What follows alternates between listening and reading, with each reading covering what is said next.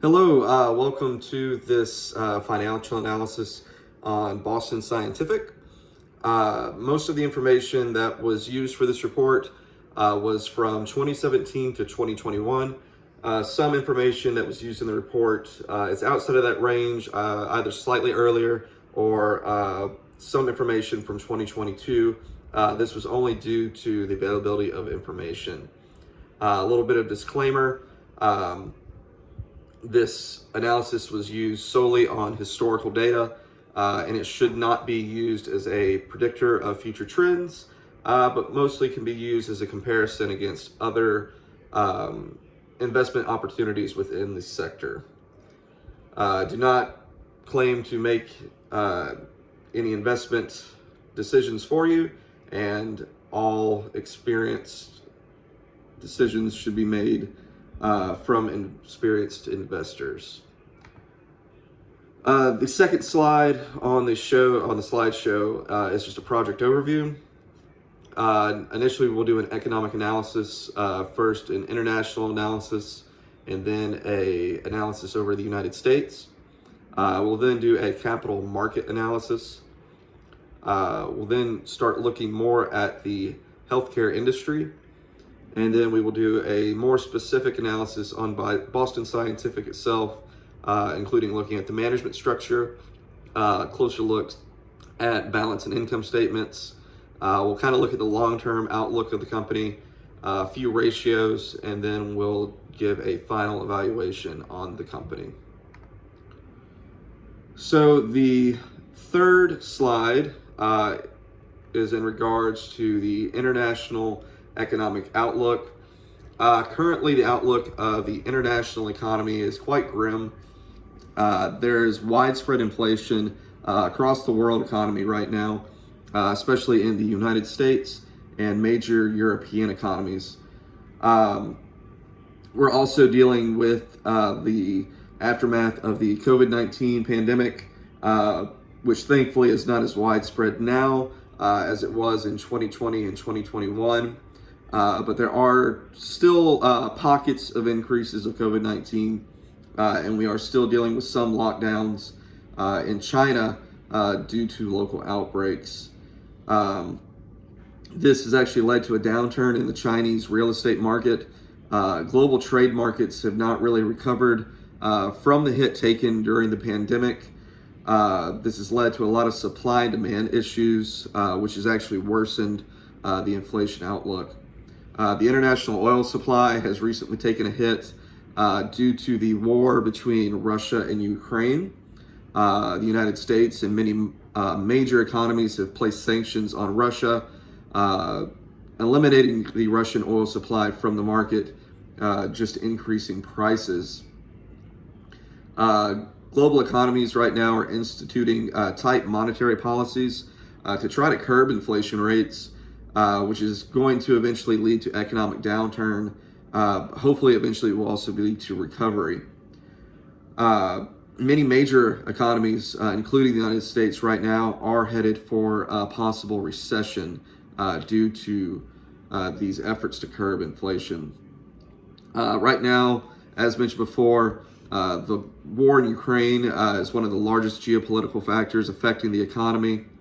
There's been a lot of sanctions against Russia. Right now, this is raising tensions between not only the United States and Russia, but also the United States and China. China has still not gone against Russia to this point, has continued to trade with them. This has led to increasing tensions as the United States and China still engage in a trade war, stemming from the Trump trade embargoes against China back in 2020 and 2021. And the world is still trying to recover from the pandemic. So now, as we go to the fourth slide, we can start looking more at the United States. Currently, from 2017 to 2021, the population of the United States has grown from just over 325 million to just over 331 million. The U.S. economy is a mixed economy. We combine elements of free market capitalism, but there is some government interventions. Private businesses are allowed to operate fairly freely under regulations set by the federal government, but they are encouraged to compete for consumers to drive profits. Antitrust laws, though, are in place to ensure that no one company monopolizes one industry. Some major sectors within the economy of the United States includes oil and gas, energy. There's now a new focus on renewable energy sources such as wind and solar. Technology sector, which involves communications, software, and electronics. The healthcare industry is a large industry, which includes pharmaceutical companies, biotech companies such as Boston Scientific, and also includes your actual healthcare providers at the hospital and provider level. The financial sector of the United States includes banking, capital markets, investing, real estate, and mortgages. And the manufacturing and industrial sector includes rail, machinery, transportation, aerospace and defense, and construction and engineering. The U.S. government provides some regulations that these businesses are allowed to operate freely within. Mostly the regulations are there just to promote competition in support of the consumer and to raise revenues. GDP of the United States was increasing from 2017 to about 2019. Unfortunately, we did take a hit in GDP due to the COVID-19 pandemic, due to trade issues, supply issues, and demand rising from those increasing demand. So if we start going to capital markets on slide 6, currently the market in the United States is in turmoil. We have seen large drops, especially in the S&P 500, following rises in inflation and the effort to try and curb that inflation. There was a lot of downturns in 2020 due to the COVID-19 pandemic, which was followed by a pretty large rebound, but we have had pretty steady losses from the end of 2021 until currently now in October of 2022. The primary regulator of the United States monetary policy is the Federal Reserve, or the Fed, who sets a lot of interest rates, especially affecting the cost of borrowing. They also determine the size and growth rate of the money supply. Currently, the Fed has been raising interest rates in order to slow the rise of inflation. As of August 2022, the interest rate was 5.5%. There has been some increases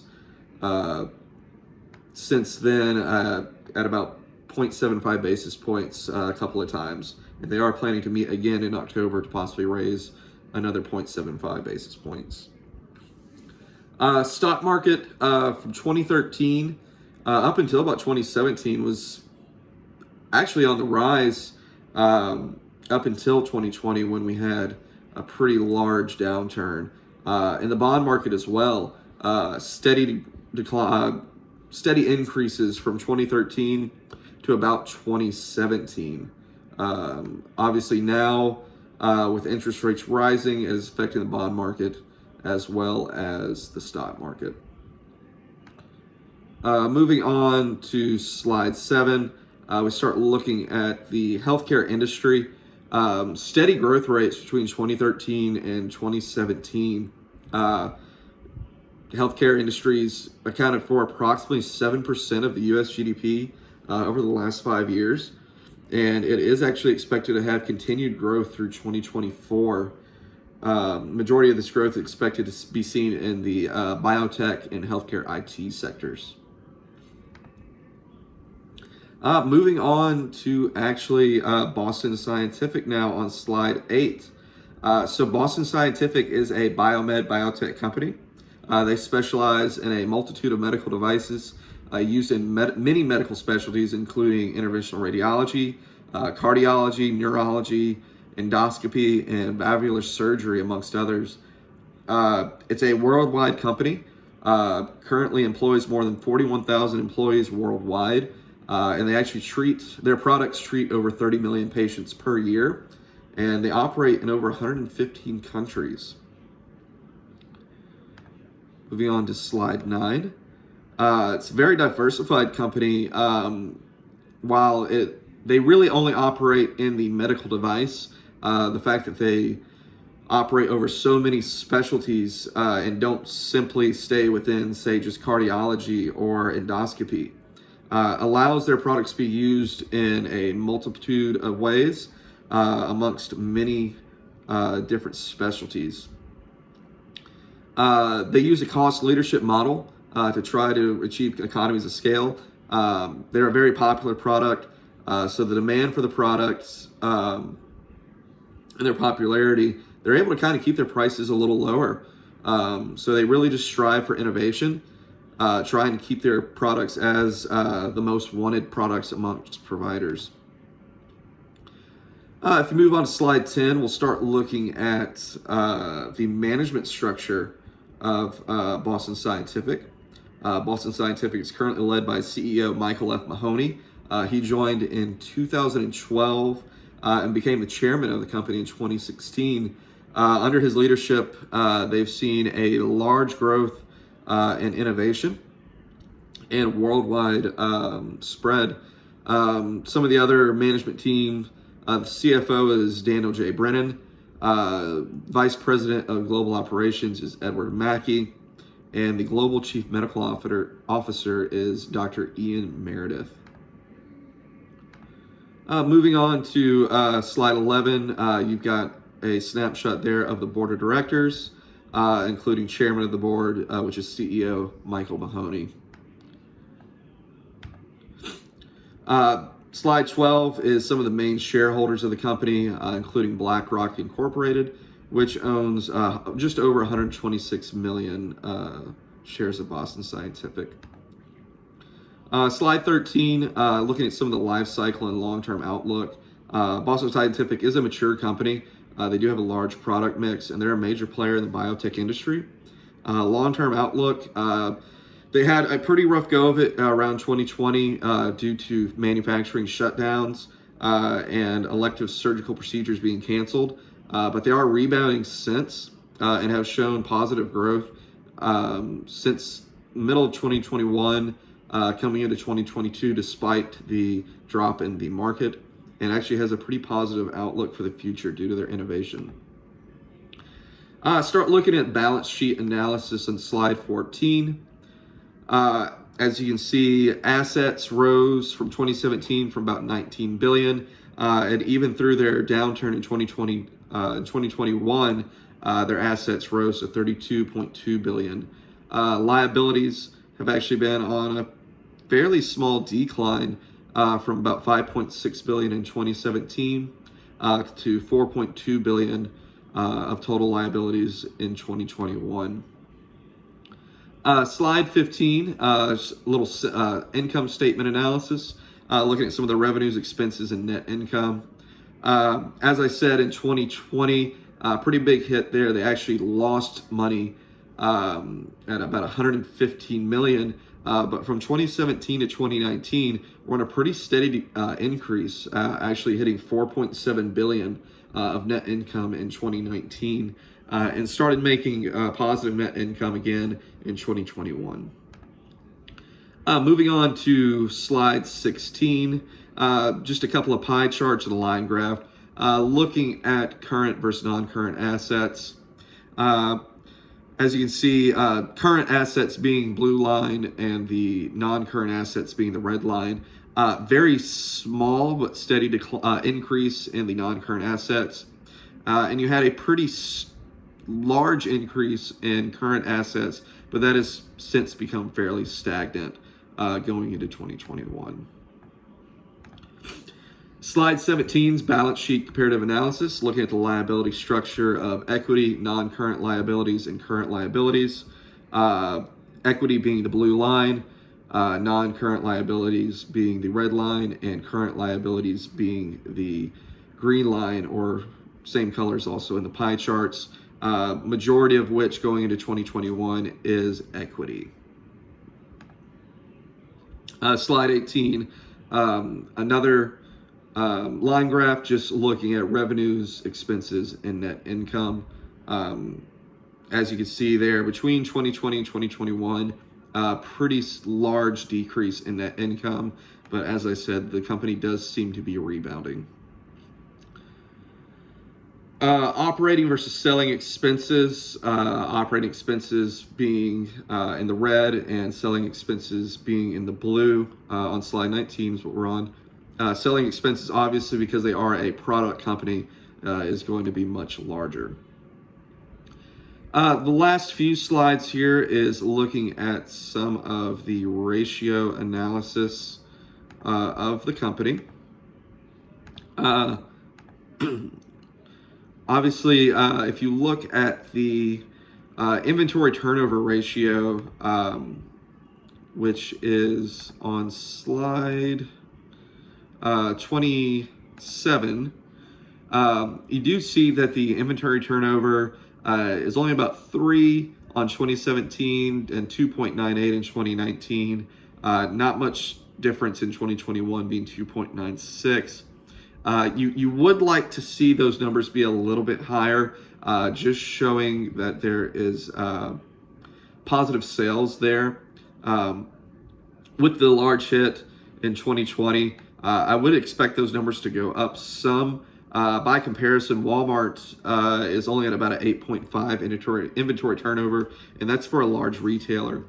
You're not going to see as large of inventory turnovers for a medical device company, simply for the fact that these products are going to sit on the shelf for a little while, just until they're absolutely needed for the procedure that they're needed for. But I would like to see that number go above 3 again, hopefully going into 2022. So final evaluation on the company. After a pretty large decline in 2020, just due to manufacturing issues, due to COVID-19 and the cancellation of elective surgical procedures, which are all rebounding now, I do think that Boston Scientific is going to rebound and have future growth. Now, that being said, current market conditions due to the downturn in the economy aren't really favorable for growth across all sectors, not just specifically to Boston Scientific. So it's not really a good time to see large returns.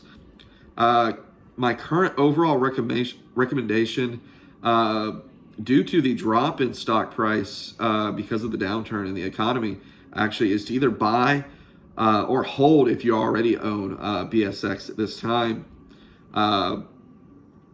As I said, the future innovation, I think, sets this company up for growth once the economy recovers. And I think you will see some return on your money if you were to buy or hold. If you're looking to get into the biotech industry to add to your portfolio, I do think that BSX, or Boston Scientific, is a good buy to add to your portfolio if you're wanting to add this sector to your investments. So the last couple of slides are just some of my references. Thank you for listening. I hope that this was educational and helpful, and I'm looking forward to doing some future financial analysis for my own investments going forward. Thank you, and have a good day.